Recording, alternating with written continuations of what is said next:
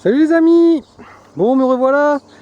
Aujourd'hui on va faire un petit tour de l'élevage, voir parce que tout est rentré dans l'ordre. Donc pour ceux qui ont suivi, vous saviez que on a été embêté au moins pendant 15 jours par un ou des renards. Ça devait être une famille de renards même qui nous avait pris des poules. Donc on a été très embêtés pendant au moins 15 jours. Les poules on nous avait ramenés à la maison. Tous les soirs on rentrait les canards, on avait un peu barricadé tout ça. Donc jusqu'à présent ça a été. Et depuis que, pour ceux qui ont suivi aussi, on a posé une clôture électrique. Donc depuis qu'il y a la clôture, ils viennent plus. Pourtant il y a des traces derrière, ils continuent à venir, mais ils passent plus la clôture. Donc la clôture électrique c'est vraiment efficace, je regrette pas. Donc en plus de la clôture maintenant, on a autre chose aussi. Donc pour ceux qui ont suivi aussi, donc on a mis la clôture et on a amené un chien. Donc c'est un chien de troupeau, donc pour ceux qui connaissent, hein. Donc c'est un border collier, le voici, vous voyez, il est mignon comme tout, il s'appelle Salto, voilà. Il est gentil comme tout, il est tout mignon, vous voyez, et c'est très bien adapté ici, hein. Et il vivait, en fait c'était un élevage, quoi. Il y avait des troupeaux de moutons. Ils avaient plusieurs chiens, ils m'en ont donné un, donc il est habitué à la vie extérieure, à être avec les animaux, donc il n'est pas du tout choqué de vivre ici, au contraire, il est même très content, vous voyez. Bon, du coup, certains m'ont dit que c'était pas un chien pour garder contre les renards, mais bon, moi au début, certains m'ont dit que oui, qu'il n'y avait pas de problème. Donc je pense que, bon, il est gentil, hein, il n'est pas méchant, mais bon, je pense que si un renard qui rentre, il le fera fuir, du moins je l'espère. En tout cas avec les animaux il s'entend bien, il est sympa, il est gentil, il aime bien jouer, il a 8 mois vous voyez. Donc on verra ce que ça donne. En tout cas depuis qu'il est là et qu'il y a la clôture, je suis plus embêté. Là vous voyez maintenant il a sa petite niche qui est là. Vous voyez, la niche de Salto. Voilà, il est heureux, il est content, ça se passe bien. Donc comme vous le voyez, les poules sont de retour. Bon là elles sont cachées, elles sont à l'ombre hein, parce qu'il fait chaud. Donc elles sont là-bas, elles sont toutes là, elles sont revenues. Il y en a une qui est là, elles ont repris leurs petites habitudes, elles ont retrouvé leur coq. On avait ramené les poules à la maison, mais le coq lui il était resté ici parce qu'il faisait trop de bruit, hein. Donc c'est pareil, on le mettait là dans l'enclos et le soir on le rentrait dans les petites... on les rentrait dans les petits clapiers parce qu'ils sont en hauteur, au moins il était en sécurité. Donc les chèvres, elles sont restées là tout le temps, elles n'ont pas été embêtées par les renards, hein, ça, il n'y avait pas de problème. Et tout va bien pour elles, hein. Je suis franchement content de les retrouver, ça reprend vie parce que c'était vraiment calme ici. Hop, avec le contre-jour, je sais pas si on les voit bien. Donc là c'est notre ami le coq. Donc comme je disais, on les mettait le soir dans les clapiers. Donc là tout ce petit monde va bien aussi.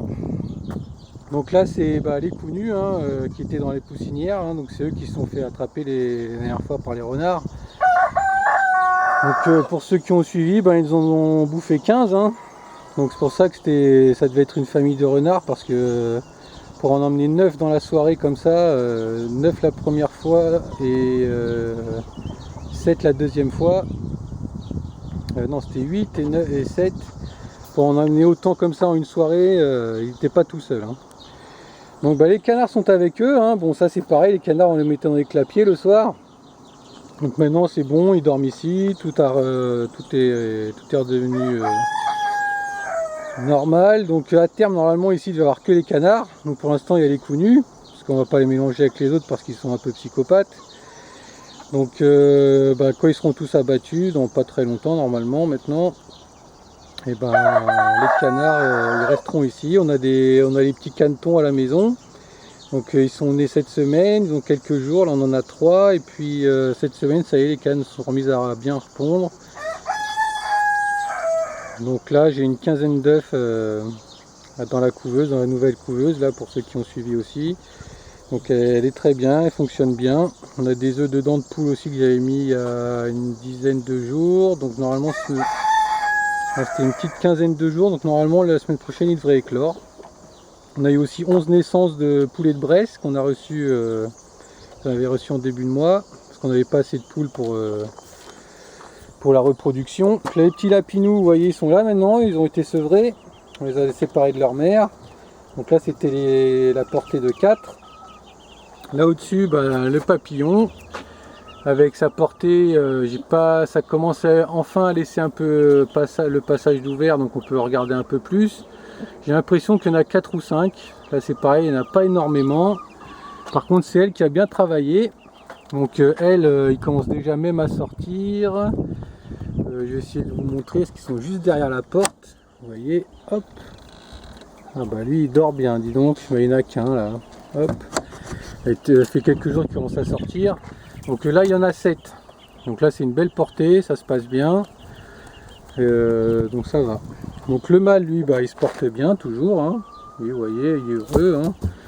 La femelle c'est pareil, maintenant elle est en vacances, elle se repose. Donc on pourra bientôt la remettre avec le mâle. Parce que maintenant on avait une nouvelle lapine. Vous voyez, elle est là. Donc la personne m'a dit que c'est fauve de Bourgogne. Donc je trouve qu'elle ressemble bizarrement pas mal à celle-ci qui est une lapin commun. Mais bon, elle a quand même quelques différences. Ça se voit, le poil il n'est pas pareil et elle est plus grosse. Donc celle-ci, je viens de la voir. Elle est enceinte, il m'a dit. Donc c'était croisé avec un papillon aussi. Donc du coup, je vais le mettre celle-ci enceinte. Donc je vais les calquer les deux ensemble. Comme ça, à chaque fois elles seront toutes les deux enceintes. Et elles mettront bas en même temps. Ensuite je mettrai ces deux là, voilà, qui seront enceintes également en même temps comme on en vient de faire maintenant. Et maintenant nous avons deux nouvelles femelles, vous voyez. Donc celles-là elles ont 3 mois, donc on va pas pouvoir les mettre avec le mâle tout de suite. Bon, il y en a une qui a une oreille un peu cassée, mais bon. Donc celles-ci elles ont plus la couleur du fauve de Bourgogne. Celles-ci donc je vais les calquer ensemble comme les deux autres. Donc ça fera une portée avec les deux en même temps, une portée avec les deux papillons en même temps, quoi, donc 2 portées à chaque fois, et donc là 2 portées avec ces deux là à chaque fois. Donc je vais essayer de me débrouiller pour qu'il y ait une portée, quoi, les 2 portées pour chaque mois. Donc ça nous ferait une dizaine de lapins minimum tous les mois. Parce que comme je vous l'ai dit, la dernière fois j'ai pas eu le temps d'en manger un seul. Tout le monde m'en demande, donc je vais essayer de pouvoir être tranquille avec une dizaine de lapins par mois, quoi. Donc ça fera maintenant donc 6 lapines pour un mâle. Après je verrai plus tard si un mâle ça devrait suffire, hein, mais bon, il faudra peut-être en avoir un de secours au cas où il lui arrive quelque chose. Donc en dessous on a le petit Speedy Gonzales, c'est le coq Bresse. Donc lui je l'ai mis à part, je l'appelle Speedy parce qu'il court comme Speedy. Pour l'attraper c'est compliqué. Et là c'est la poule en fait, parce que toutes les poules que j'avais mis à la maison pour pondre, je les ai ramenées ici parce que j'avais pas assez de pondeuses. Et donc à terme quand j'aurai plus de poules, je ramènerai à la maison, parce qu'à la maison il m'en faut une dizaine. Donc je l'ai mis ici parce qu'elle c'est la sœur du coq, donc je voulais pas faire de mélange. Donc elle reste avec Speedy, et puis à terme Speedy je vais peut-être le changer avec un des poulets de Bresse qu'il y a ici, parce qu'ils sont beaucoup plus gros. Et ici c'est pareil, je les avais pris pour avoir des poules. Au final j'ai eu 2 poules, dont une avec des pattes tordues, quoi, les doigts tordus, et 4 coqs.